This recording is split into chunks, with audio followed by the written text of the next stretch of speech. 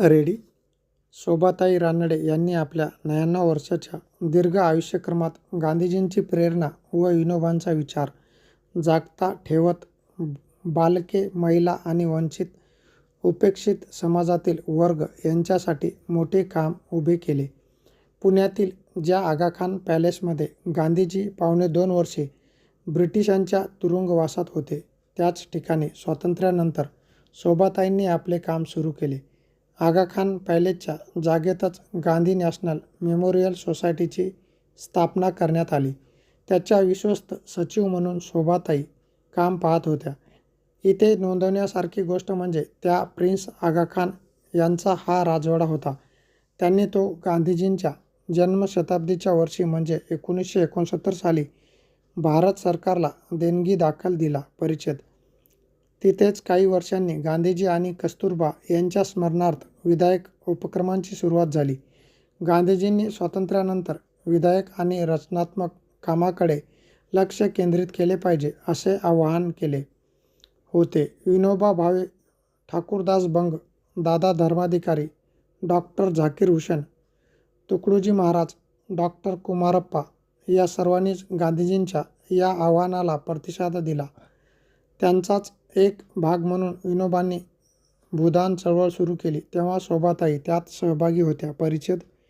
आसाम, नागालँड या भागात त्या विनोबाबरोबर काम करत होत्या.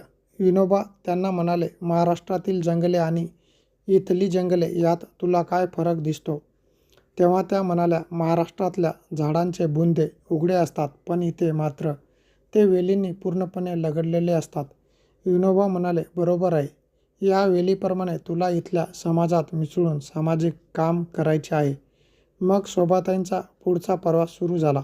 आसामात काम करत असतानाच तिथल्या काँग्रेसच्या नेत्यांनी शोभाताईंना विधानसभेवर येण्याची विनंती केली. विनोबांचा सल्ला घेऊन मग त्यांनी काँग्रेसला आपला नकार कळवला होता. परिच्छेद.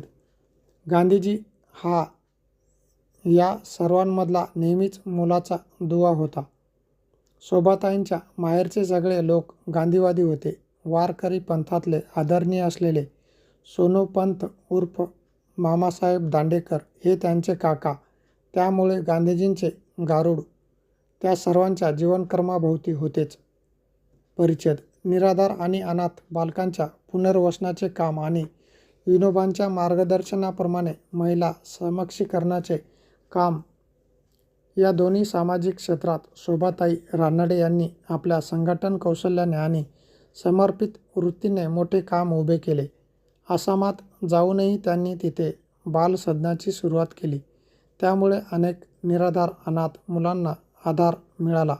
बालकांचे शिक्षण आणि त्यांचा विकास हा त्यांच्या सामाजिक कार्याचा एक मूलाधार होता. परिच्छेद. त्या मुलाखतीत त्यांनी सांगितले होते की मादाम मॉन्टेसरीचा सहवास त्यांना पुण्यात लाभला होता. बालकांच्या पूर्व प्राथमिक शिक्षणाच्या बाबतीत एक प्रशिक्षणाचा वर्ग पुण्यातील SP कॉलेजच्या लेडी रमाबाई हॉलमध्ये आयोजित करण्यात आला होता. जवळपास 320 प्रशिक्षणार्थी त्यात सहभागी झाले होते. शोभाताईंनी या सर्व प्रशिक्षणवर्गाचे समन्वयन केले होते. मादाम मॉन्टेसरी यांना आपले त्यांनी व्यवस्था पाहणे या सगळ्या गोष्टी त्या अतिशय आनंदाने करीत होता. बालकांच्या पूर्व प्राथमिक शिक्षणाचे महत्त्व लक्षात घेऊन त्यानंतरच्या काळात शोभाताईंनी या क्षेत्रातही काम उभे केले. पुण्यातील बॉम्बे शॉप्सर्समध्ये त्यांनी पहिली मॉन्टेसरी बालवाडी सुरू केली.